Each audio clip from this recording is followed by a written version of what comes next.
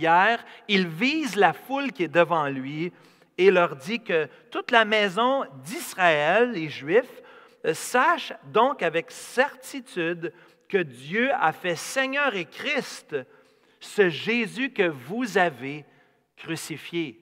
Pierre les rend responsables de la crucifixion de Jésus.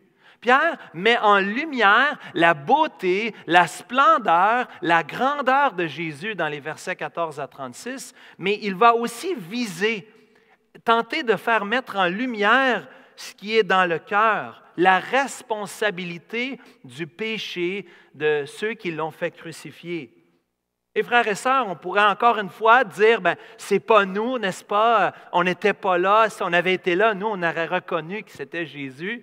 Jamais on n'aurait crié « Crucifie-le », jamais on aurait voulu le voir mourir. Jésus, c'était le Seigneur, le Sauveur, mais la réalité, c'est que nos péchés, c'est ça qui est responsable de la crucifixion de Jésus. Le péché de chacun d'entre nous a été placé sur Jésus.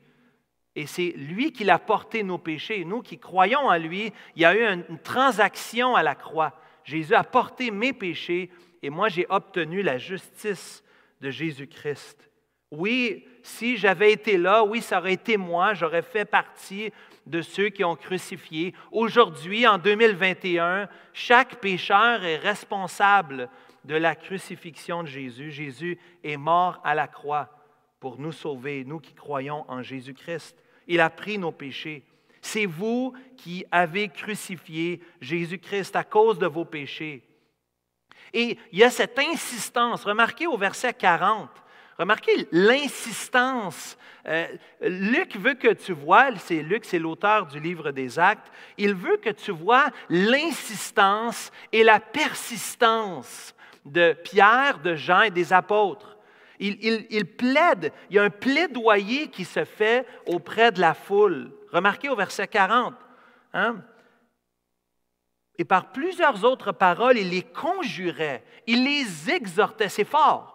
Il les conjurait, il les exhortait en disant « Sauvez-vous de cette génération perverse ». Il y a une insistance de la part du prédicateur. Il y a une insistance, nous comme croyants, on est des témoins de Jésus. C'est correct pour nous d'insister, de plaider avec les gens. Oui, nous croyons à la souveraineté de Dieu. C'est Dieu qui sauve, c'est Dieu qui touche les cœurs, mais aussi on peut plaider avec le pécheur. On peut lui demander, on peut insister, on peut inviter et on ne fait pas erreur de faire cela. L'apôtre Pierre ici, de façon claire, il insiste par plusieurs paroles. Il conjure, il exhorte. Il y a une confrontation qui est là. Et encore au verset 42, la saine doctrine est évidente, n'est-ce pas? C'est la parole qui est ramenée une fois de plus, l'enseignement des apôtres. On a à exposer, on a à enseigner, on a à exhorter et à plaider avec les pécheurs comme avec les croyants. La parole de Dieu est centrale. Dieu, le Saint-Esprit, utilise sa parole pour transformer des vies. Et vous remarquez au verset 37, la réaction, c'est une forte réaction. Oui, il y a une forte confrontation, mais il y a aussi une forte réaction. Ils avaient le cœur vivement touché. Dans l'original, ils avaient le cœur transpercé par l'Évangile, par la prédication, par l'annonce de la bonne nouvelle, mais aussi par la confrontation. C'est vous qui l'avez crucifié. C'est nos péchés qui l'ont crucifié à la croix. Et il y a cette réaction continue, donc une réaction initiale au verset 37, mais une réaction continuelle au verset 42 de persévérance dans l'enseignement des apôtres. La vie chrétienne, c'est un marathon. Et oui, il y a un moment, comme Kevin nous a partagé ce matin, il y a un moment où il a donné sa vie à Jésus, où il a saisi l'Évangile, mais il y a cette persévérance dont on mentionnait tout à l'heure. On a à suivre, à persévérer, à continuer. L'œuvre de l'Esprit Saint dans nos cœurs, ce n'est pas seulement une œuvre unique, mais le fruit se voit dans nos vies au fur et à mesure, au travers les années, au travers les épreuves et les difficultés de nos vies. Et ça m'encourage de voir les visages qui sont ici, de savoir ceux qui sont à la maison.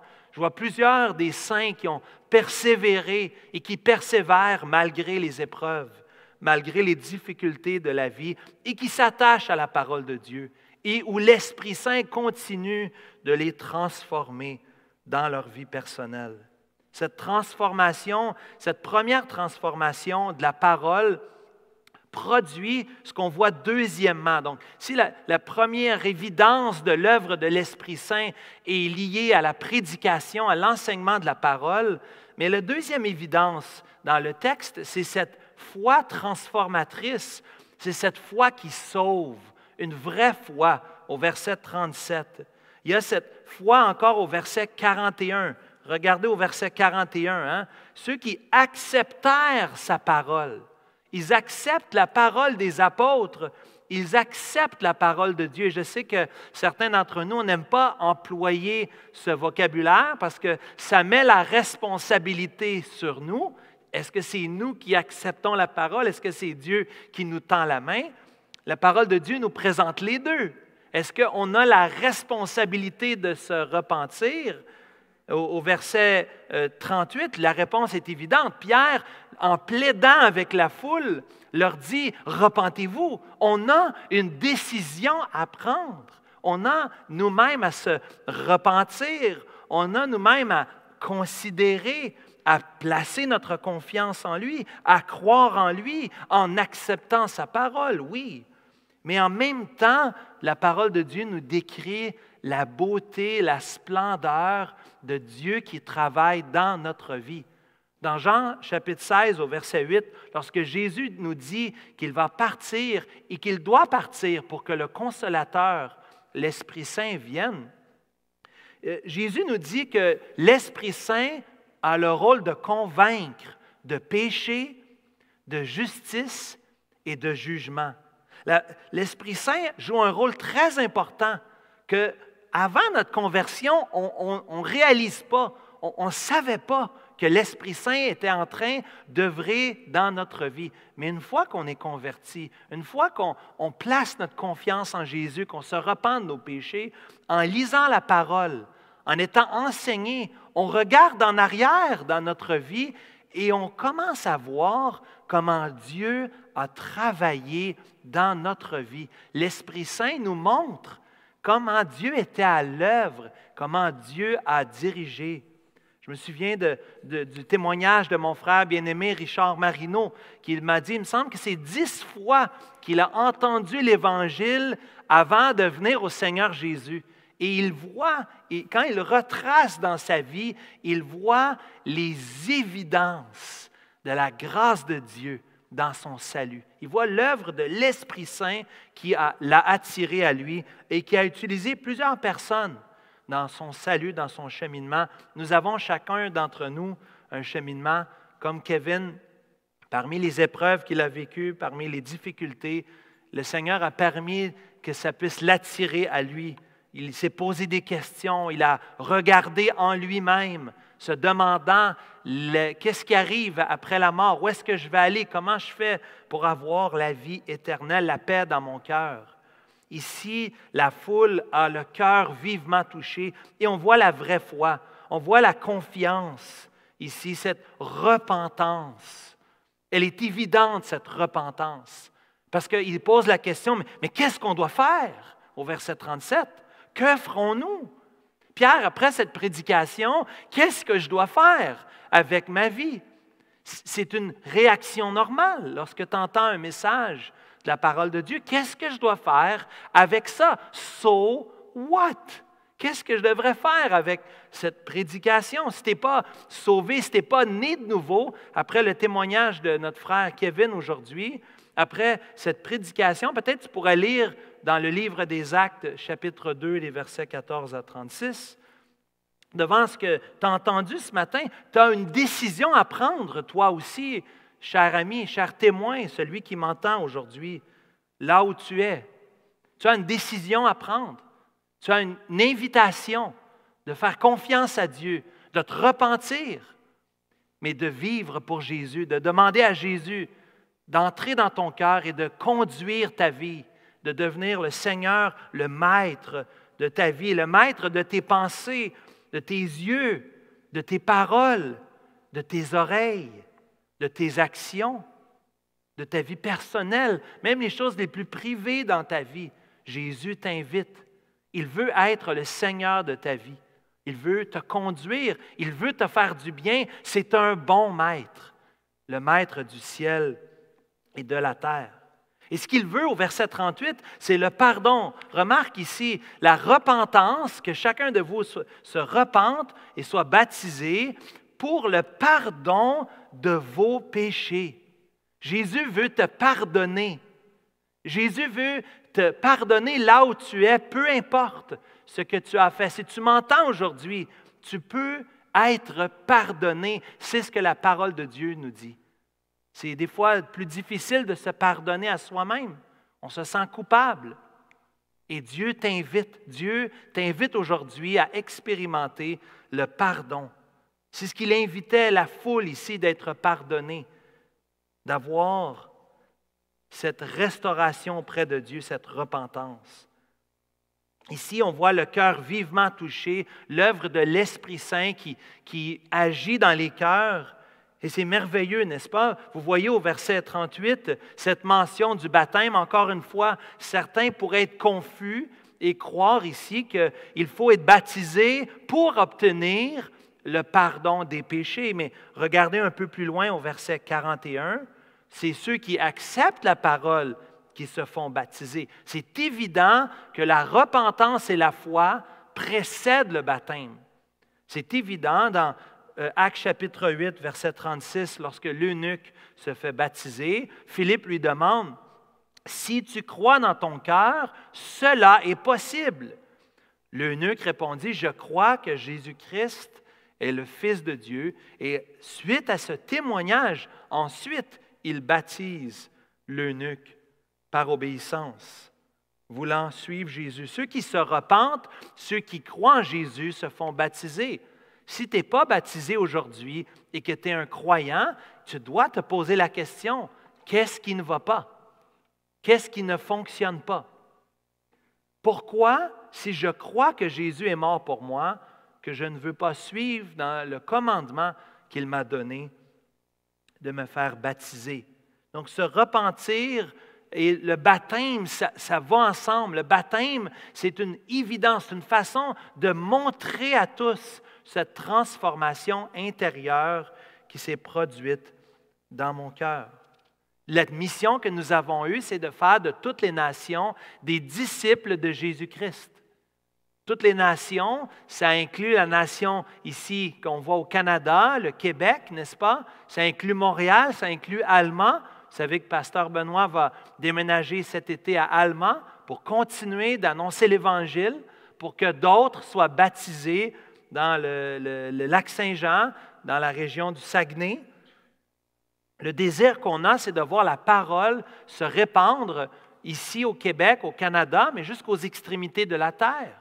On voudrait que plusieurs soient convaincus du Saint-Esprit et soient transformés à l'intérieur. Donc, c'est une deuxième évidence très forte de l'œuvre de l'Esprit Saint. D'abord, c'est l'emphase sur la parole de Dieu, mais deuxièmement, on a vu la foi, la confiance, la repentance en Jésus-Christ.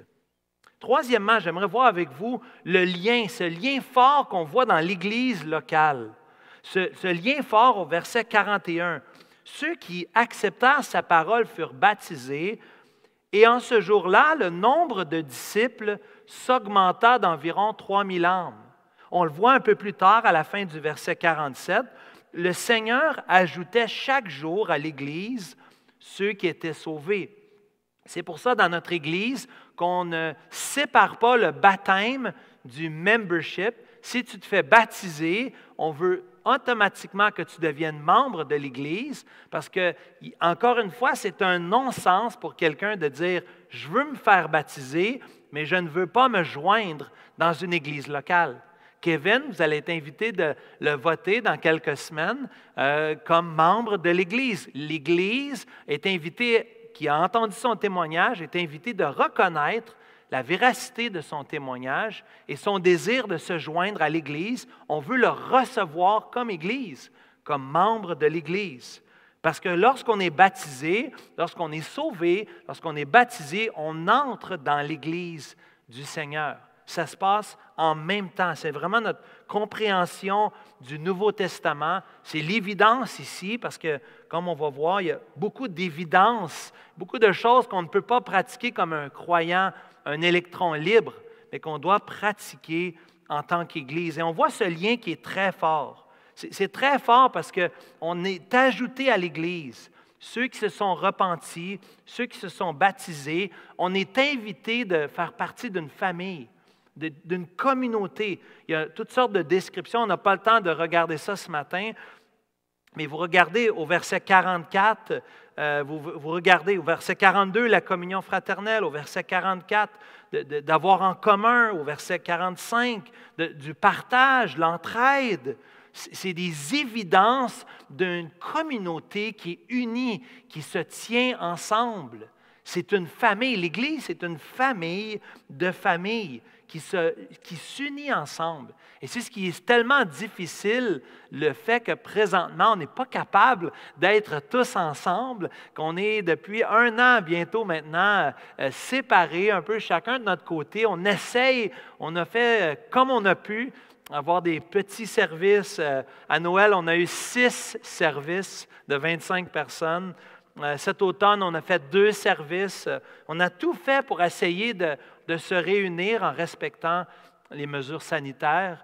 Mais vous comprendrez que c'est évident, lorsqu'on lit le Nouveau Testament, l'Église doit se rassembler. L'Église doit être unie ensemble. L'Église doit venir ensemble et on soupire après ça, on plaide avec Dieu, on demande à Dieu, priez avec nous, parce qu'on demande pour qu'on puisse être réunis pour Pâques. C'est notre prière pour Vendredi Saint, pour Pâques.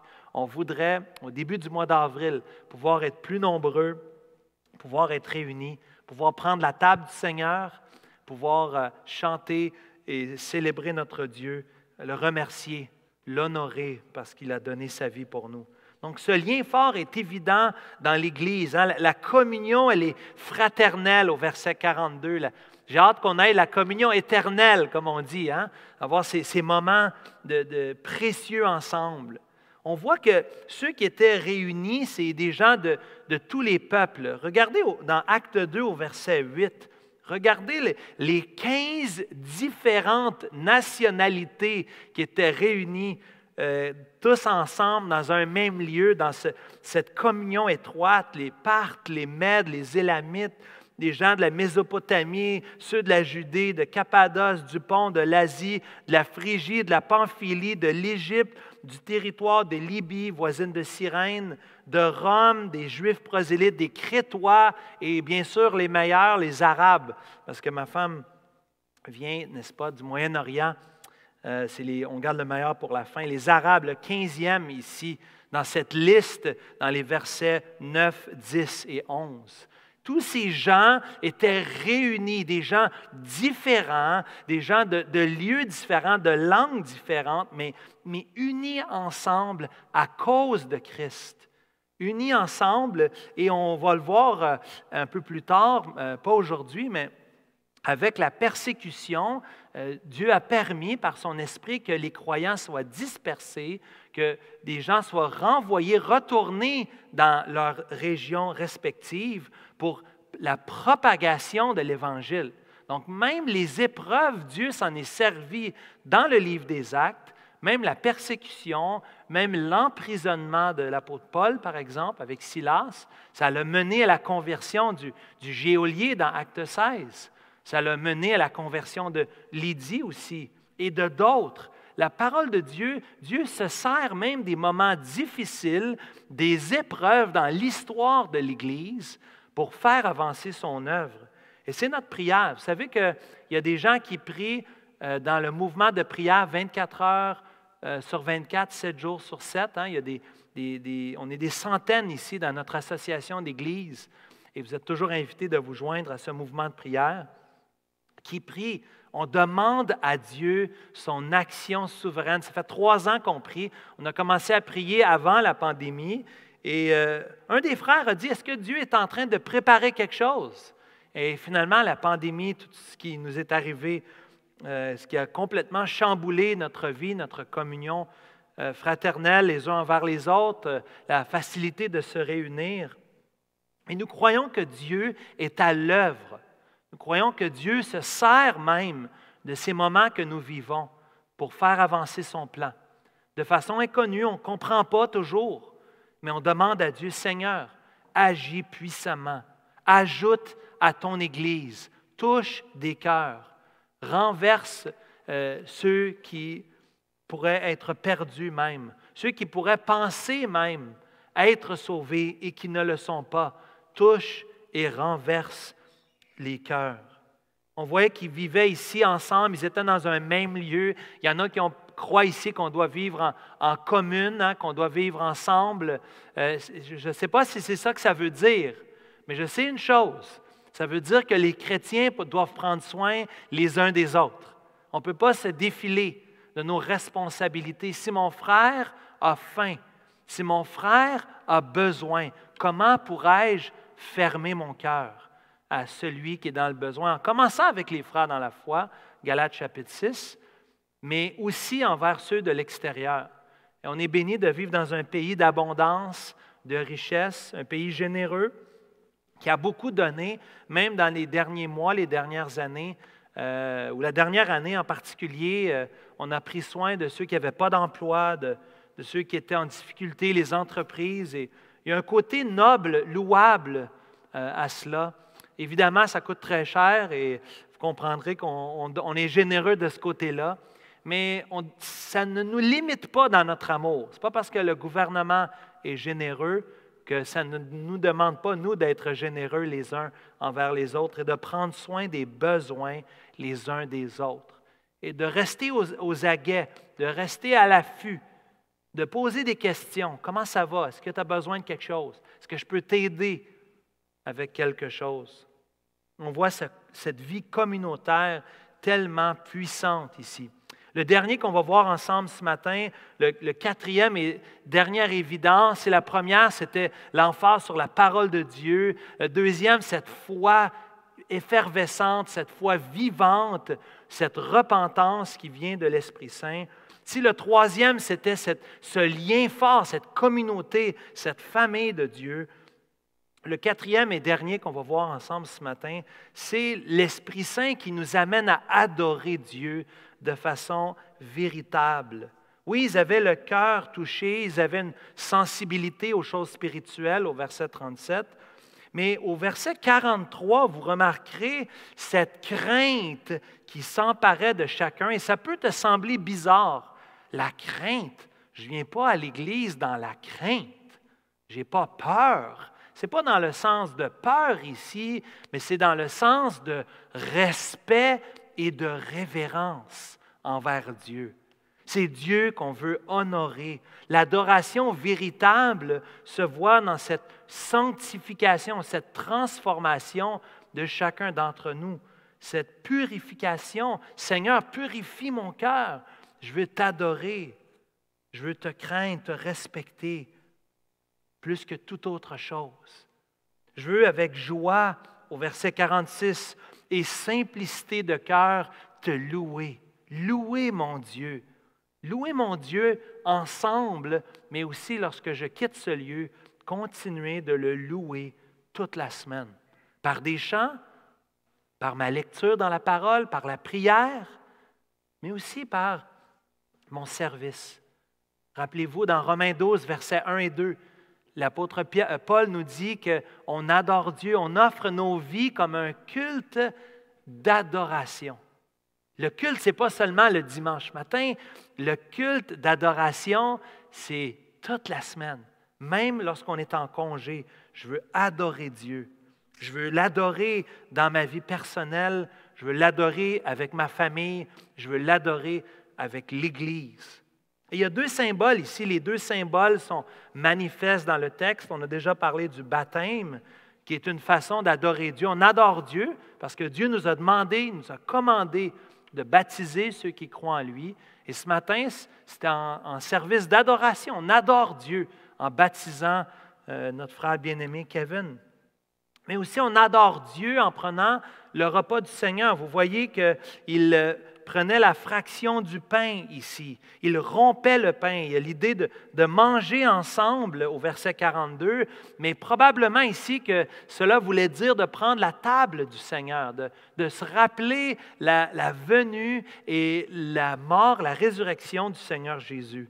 De rompre le pain dans les maisons voulait dire de prendre la table du Seigneur. Et ça fait longtemps, n'est-ce pas, qu'on a pris la table du Seigneur. C'est arrivé, je crois, au mois d'octobre ou de novembre pour la dernière fois. On n'a jamais été aussi longtemps sans prendre la table du Seigneur. Et on a tellement hâte. Je continue de vous demander de prier avec nous pour qu'on puisse le faire vendredi saint, le 2 avril prochain, si Dieu le veut. C'est notre prière. L'Église adore dans la prière au verset 42. Il persévère dans les prières. Il persévère. L'Église, Jésus a dit que sa maison serait appelée une maison de prière pour les nations. C'est une façon d'adorer Dieu.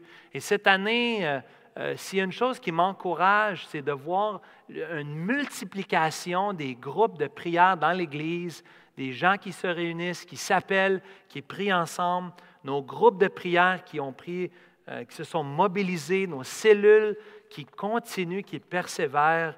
Ça m'édifie, ça m'encourage de voir l'Esprit Saint qui est au milieu de nous malgré les circonstances.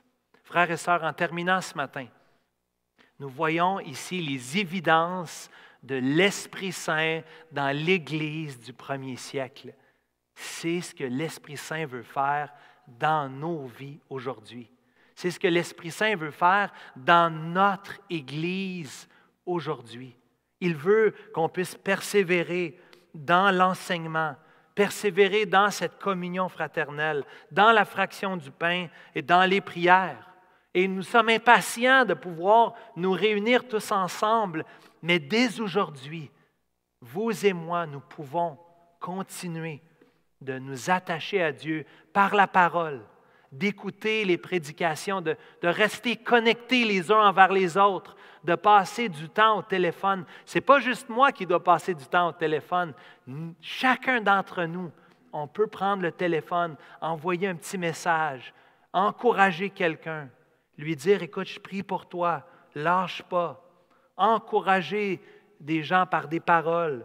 Je suis édifié cette année de voir ceux qui ont embarqué dans le plan de lecture et je vous encourage de persévérer dans votre lecture quotidienne en tant qu'Église. Pour ceux qui prient dans le mouvement de prière, gloire à Dieu, continuons de prier et de plaider auprès de Dieu afin que son esprit puisse agir. On prie pour le salut des Québécois. On prie pour des vies transformées. On prie pour que des gens viennent à la repentance. Et si aujourd'hui tu m'entends, si aujourd'hui tu n'as pas fait comme Kevin, tu n'as pas placé toute ta confiance en Jésus-Christ, si tu ne t'es pas repenti de tes péchés, je t'invite aujourd'hui. 2 Corinthiens 6 nous dit, aujourd'hui, c'est le jour du salut. C'est maintenant. N'attendez pas. Ne remettez pas à demain. Acceptez la parole de Dieu et placez votre confiance en lui afin d'être sauvés. Frères et sœurs de l'Église, je nous invite à chercher ces brebis perdues, à parler de lui. Demandons à l'Esprit Saint d'œuvrer en nous, de nous utiliser comme l'apôtre Pierre. Pierre a parlé devant une foule, peut-être que Dieu te demande de parler devant une personne, devant 2 personnes, un membre de ta famille, un cousin, un voisin, un collègue de travail, un copain de classe. La semaine de relâche, c'est terminé. C'est le temps de revenir à l'école pour les enfants et c'est l'occasion peut-être pour vous de partager la bonne nouvelle. « Hey, Yuri, peut-être tu pourrais dire, Brian, hey, mon frère s'est fait baptiser dimanche dernier. » Baptiser. Et peut-être ça pourrait ouvrir des conversations même avec tes copains de classe. Frères et sœurs, soyons des témoins remplis de l'Esprit Saint afin que plusieurs viennent à connaître Jésus comme Seigneur et Sauveur. Prions, s'il vous plaît. Notre Dieu, notre Père, merci. Merci de ta parole qui nous parle de toi, de l'œuvre merveilleuse. Quel plan extraordinaire!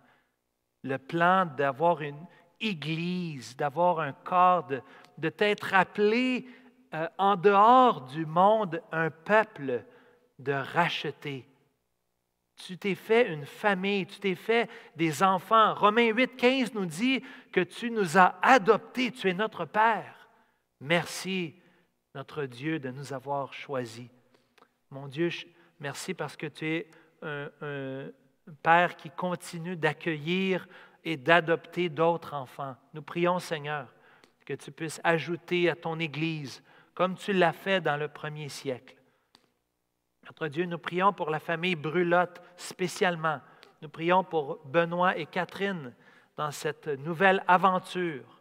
Nous te demandons, Seigneur, de mettre ta bonne main sur eux, de les bénir dans les prochains mois dans cette transition. Nous prions, notre Dieu, que tu prépares le terrain pour eux, que l'Église d'Allemand, qu'elle puisse être un témoin dans le Saguenay-Lac-Saint-Jean. Seigneur, nous prions aussi pour les autres églises de la grande région de Montréal, de la province de Québec. Seigneur, bénis les églises de notre famille d'églises et les autres églises évangéliques. Puisses-tu mettre ta bonne main sur eux afin qu'ils puissent t'honorer et être cette Église que nous voyons dans le début du livre des Actes, remplie de ton esprit. Bénis cette journée que tu mets devant nous.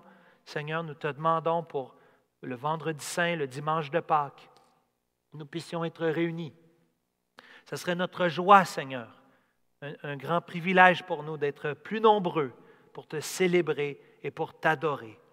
Bénis ton Église et fortifie-nous aujourd'hui. Nous t'en prions en Jésus. Amen.